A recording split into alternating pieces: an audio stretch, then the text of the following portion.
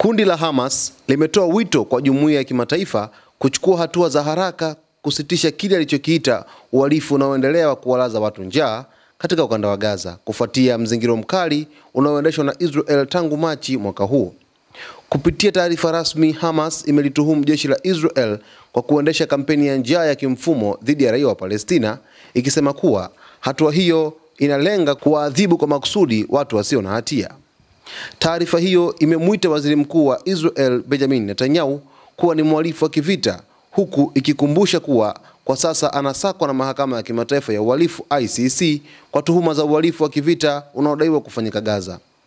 Hamas imesema kuwa watoto wa Palestina ndio wanaoathirika zaidi na kile walichokitaja kuwa ni uhalifu wa kikatili, ikieleza kuwa wanakumbwa na njaa, mashambulizi ya mabomu na mauaji ya halaiki.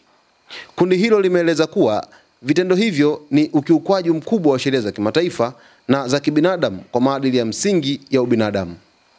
Israel inatenda uhalifu huku ikijua kuwa inalindwa dhidi ya kuwajibishwa, taarifa hiyo ilisema, huku ikiongeza kuwa kimya cha jumuiya ya kimataifa kinaendeleza mateso ya watu wa Gaza.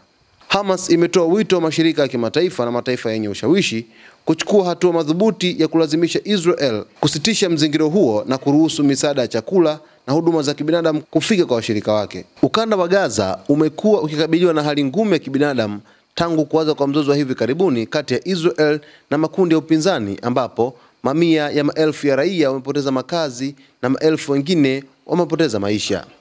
Mtazamaji wa Zone Media, bado hali ya Gaza ni ngumu sana na inazidi kuzorota kila siku, ambapo raia wa Gaza wengi wanataabika na njaa ambayo imekuwa ikiwakabili kufuatia mapigano ambayo yamekuwa usiku kucha hayakauki. Na jumuiya ya kimataifa inajitahidi kupeleka misaada Gaza, lakini bado kuna wakati mgumu. Hata Marekani pia naye ameweza kuidhinisha dola milioni 30 kwa ajili ya raia wa Gaza waweze kupata unafuu wa maisha, lakini bado mambo yanazidi kuwa magumu kwa raia wa Gaza. Mtazamaji, hii ni Zone Media. Kwa taarifa zaidi kuhusu Mashariki ya Kati, basi nikusihi uweze kuungana nasi kila siku ili uweze kufahamu taarifa zote ambazo zinatujia hapa ndani ya Zone Media. Jina langu naitwa Victor Moshi. Asante kwa kuichagua Zone Media.